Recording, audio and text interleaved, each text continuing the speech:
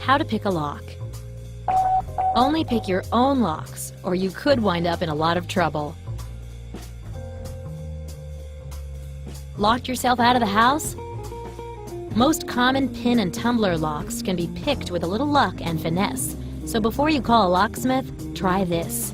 You will need a paperclip or safety pin and a tension wrench.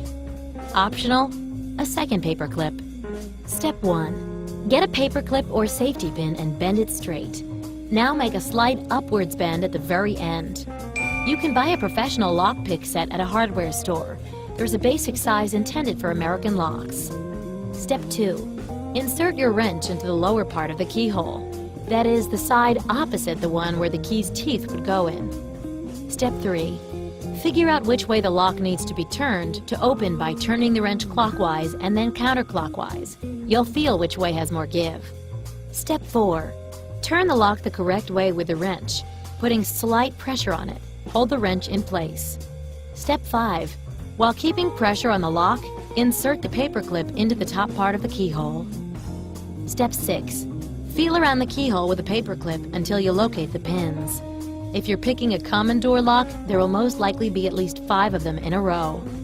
Before you start, many experts suggest raking the lock.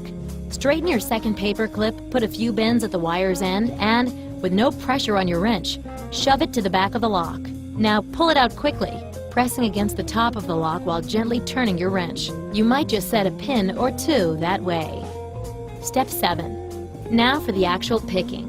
One at a time, push each pin up with a paperclip.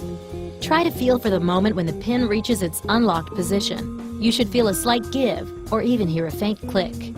Start with the pin furthest away from you, then move on to the next. Step 8. As you go, apply slightly more pressure with the wrench until you have all the pins lifted up. Step 9. Now turn the wrench fully. Voila! The lock will pop open.